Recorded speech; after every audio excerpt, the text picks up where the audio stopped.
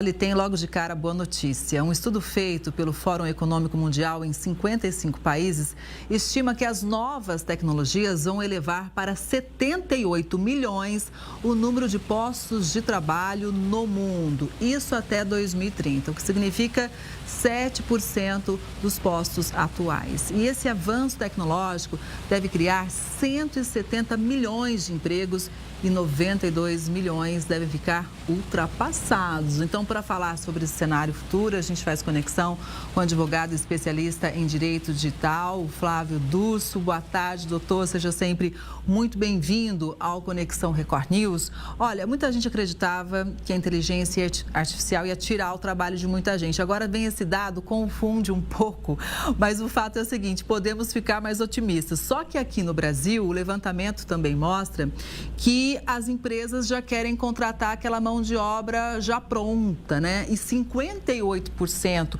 das empresas querem contratar pessoas já com as novas habilidades, que devem mudar. 37% dos brasileiros devem mudar essas novas habilidades dentro de 5 anos. Ou seja, é um grande desafio para o mercado de trabalho, né? Kelly, primeiro uma honra poder retornar ao Conexão Record News, então aproveito essa oportunidade nesse início de ano para desejar a você e a todos um feliz ano novo. Kelly, esses números, por um lado, trazem otimismo, mas por outro, trazem um alerta. Veja que há uma perspectiva, sim, desse crescimento de vagas, de oportunidades de trabalho.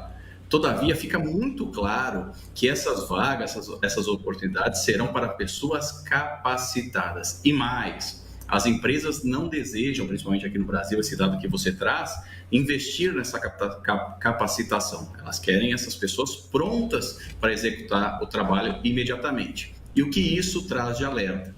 Traz de alerta para que as pessoas se preparem. Independente de já terem oportunidade, elas estudem, se preparem para que quando houver a possibilidade, a oportunidade, elas estejam prontas para entrar nesse mercado de trabalho tão específico de tecnologia. Eu, particularmente, vejo com muita cautela essa questão das vagas de emprego. Por quê?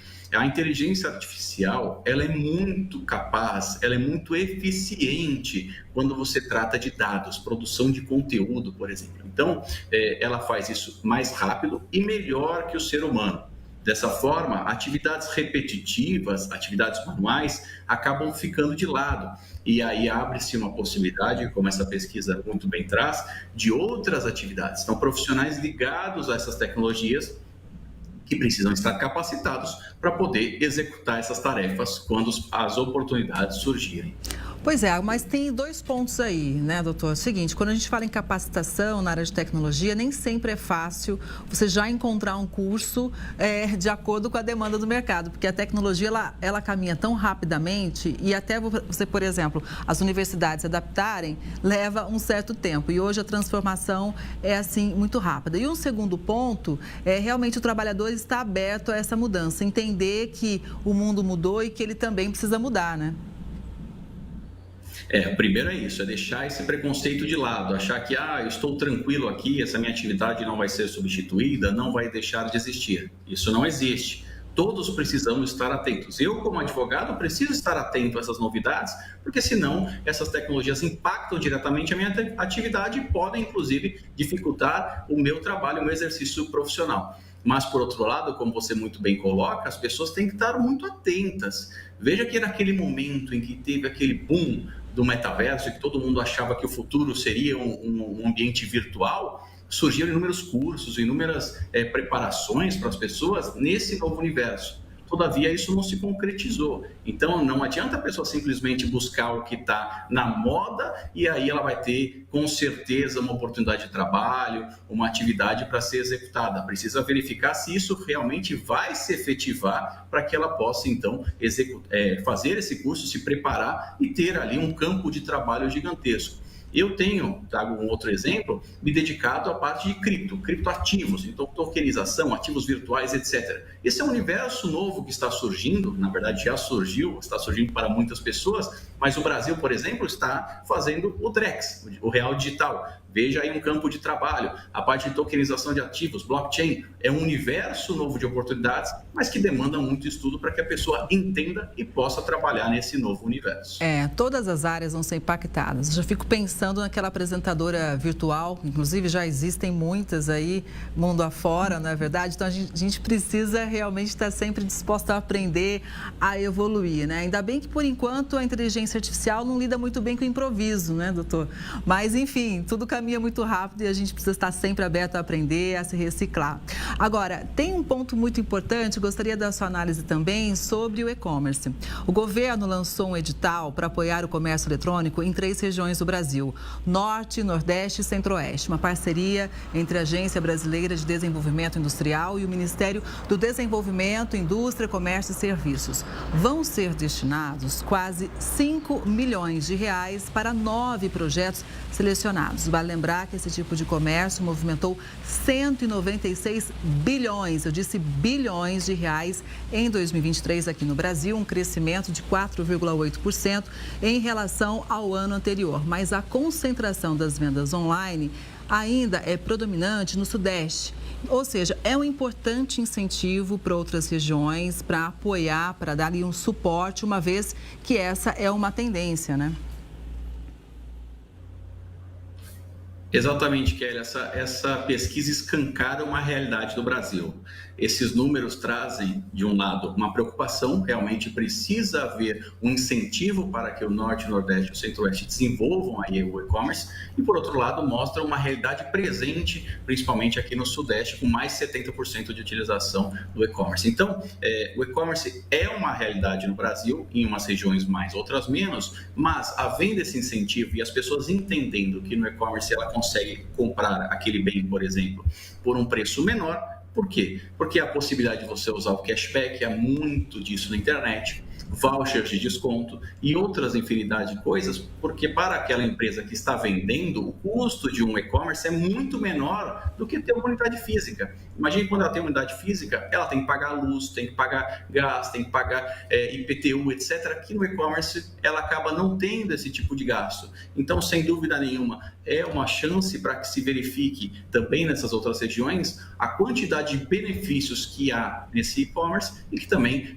haja uma maior aderência a essa tecnologia que já é uma realidade não só no Brasil, mas no mundo inteiro. A loja ela passa a ter como cliente potencial o mundo todo, mas também, como a gente falava há pouco, o empreendedor, né, o dono do negócio precisa se reciclar, investir em ferramentas, inclusive de segurança. A gente fala tanto aqui, né, doutor, dos crimes digitais, né? Então, para evitar prejuízo de cliente, inclusive da própria loja, tem que ter toda uma estrutura importante por trás. Agora, tem outro assunto chegando... Pois não, doutor. Não, desculpe, mas é porque você toca em 2 pontos importantíssimos. Quando você abre um e-commerce, você consegue atingir o Brasil inteiro, quiçá o mundo inteiro. Então, realmente é uma grande revolução para aquele comércio, por exemplo, que acaba atingindo muitas vezes um bairro, uma região, e ele abre as suas portas, a sua vitrine para o mundo todo. Mas, por outro lado, você toca no segundo ponto, que esse é importantíssimo, que é a questão da segurança digital. É preciso que essas novas lojas, esses novos comércios, por exemplo, eles invistam em tecnologia, mas também em segurança. Eu já falei isso aqui, não é quando vai acontecer, não é se vai acontecer um incidente de invasão, um crime digital, mas sim quando há essa insegurança no ambiente digital, e quem está no ambiente digital precisa ter certeza e investir para que evite ou pelo menos minimize os efeitos de um problema que possa ocorrer. Bom, doutor, eu acho que esse é um ponto importante. Vamos tocar um pouquinho mais sobre ele, né? Hoje em dia, quem não se prepara para estar na internet com toda essa estrutura de segurança digital, ou seja, acaba ficando para trás também. É uma questão de sobrevivência para a empresa, para o próprio negócio, né? Abre-se uma oportunidade de vulnerabilidade, ou seja, você ali pode ter um ataque e ali sofrer os prejuízos, e mais que isso, nós temos hoje a Lei Geral de Proteção de Dados. Essas empresas, se tiver um vazamento de dados, pode ser punida. Então, precisa se atentar a isso também. Então, é uma grande possibilidade, é um grande caminho, eu acredito que é o único caminho para que essas empresas conseguirem expandir os seus negócios, mas, por outro lado, como tudo na vida, tem um lado positivo e um negativo. O negativo é que você também abre a oportunidade de receber ataques, por exemplo, do mundo inteiro. E aí, com isso, você tem que ficar sempre atento e fazer investimentos em tecnologia de segurança de dados. E doutor, muitos empreendedores anunciam pelas redes sociais, não é verdade? Todo mundo está com o celular na mão ali, no Instagram, no Facebook. E olha, o Ministério Público Federal notificou a Meta, dona do Facebook e do Instagram, para que a empresa apresente explicações sobre o fim da checagem de fatos. Autoridades especialistas voltaram a defender a regulamentação das redes sociais no país.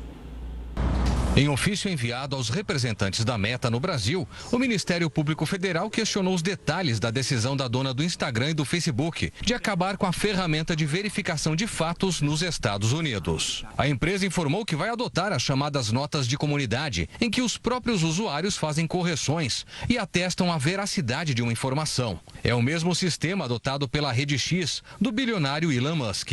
No documento enviado à Meta, os procuradores afirmam que, nesse cenário, o que se tem, portanto, é o anúncio de mudanças que alteram, de modo substantivo, o conjunto de providências que, perante o Ministério Público Federal, foram indicadas pelos responsáveis pelas plataformas Facebook, Meta e Instagram como determinantes para coibir a desinformação e promover um ambiente seguro e saudável em seus serviços. A possibilidade das mudanças afetarem o Brasil preocupa as autoridades brasileiras. O ministro Alexandre de Moraes, do Supremo, afirmou que as redes sociais somente continuarão a operar no Brasil se respeitarem as leis vigentes no país. Aqui no Brasil, a nossa Justiça Eleitoral e o nosso Supremo Tribunal Federal, ambos já demonstraram que aqui é uma terra que tem lei. As redes sociais não são terra sem lei. No Brasil, só continuarão a operar se respeitarem a legislação brasileira, independentemente de bravatas de dirigentes responsáveis das Big Techs. A responsabilização das redes sociais pelo conteúdo publicado pelos usuários começou a ser debatida no Supremo no final do ano passado. Até agora, os relatores das ações em análise apresentaram propostas para que as plataformas removam conteúdo criminoso ou ofensivo, mesmo quando não houver uma decisão judicial sobre os casos. A tendência na corte é que a maioria dos ministros vote pela regulamentação. Mas, depois de um pedido de mais tempo para estudar o processo, feito pelo ministro André Mendonça, ainda não há data para a retomada do julgamento. Parlamentares voltaram a defender a necessidade de limites para as plataformas digitais e criticaram a decisão da Meta.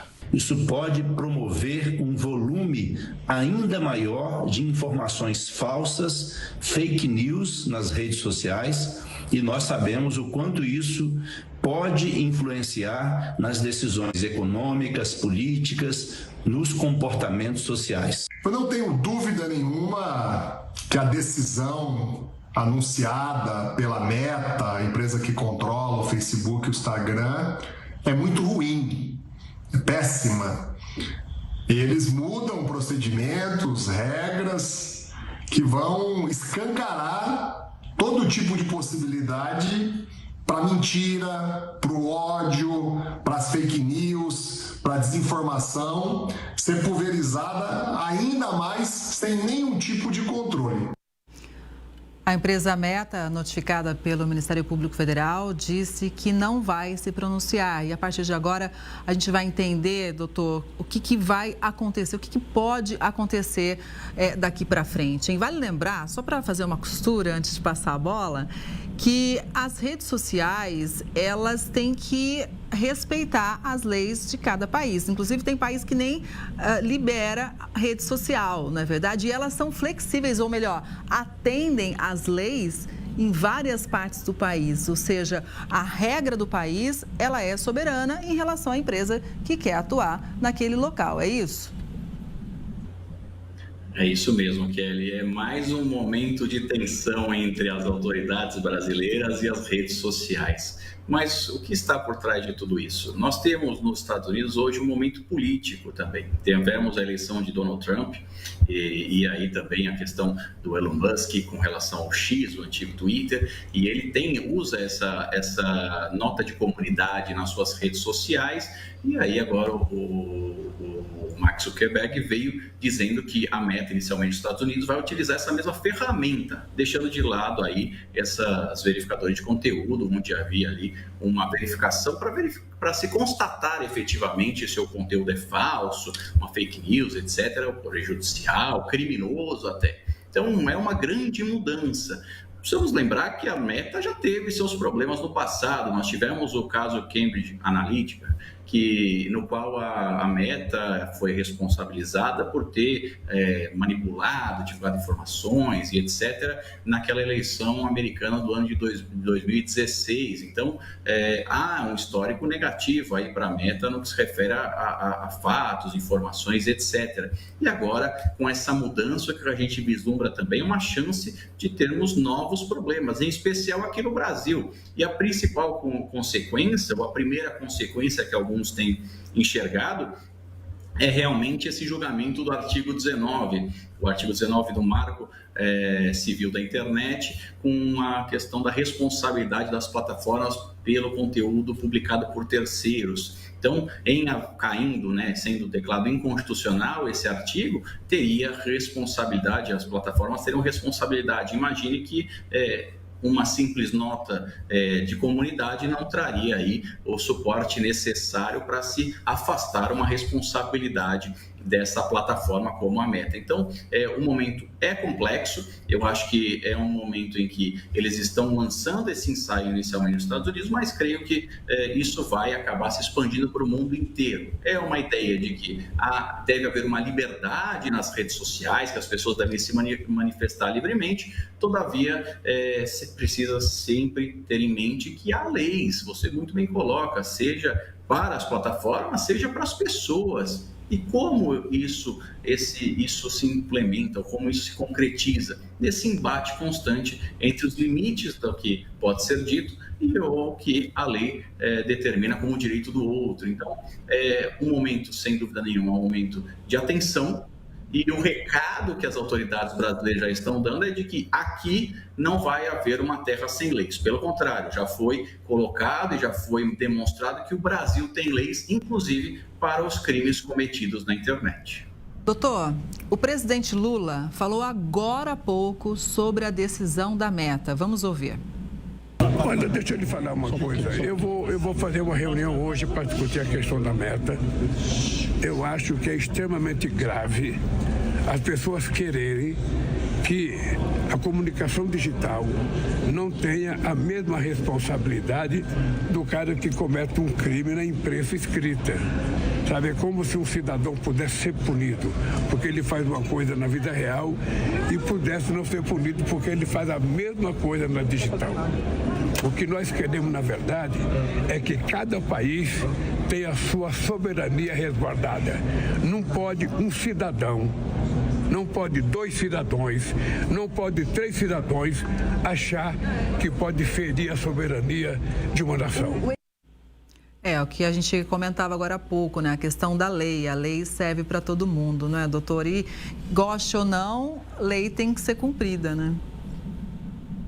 Mais um recado claro das autoridades brasileiras. Primeiro, por parte do Judiciário, do ministro Alexandre de Moraes, dizendo que aqui não é uma terra sem leis. E agora, do nosso chefe do executivo, o presidente Lula, dizendo que aqui tem leis e as leis vão ser aplicadas ao caso em que se adequar melhor. Então, fica bastante claro pelo posicionamento das autoridades e pela preocupação que tem sido demonstrada por essas autoridades de que essa alteração não está sendo bem vista aqui e que precisa ser melhor estudada antes de ser implementada aqui no Brasil. Bom, doutor, é um assunto que, claro, a gente deve acompanhar aqui ao longo do ano, de perto, sempre contando com a sua análise. Obrigada mais uma vez, uma ótima tarde, excelente ano. Obrigado, igualmente, sempre uma honra.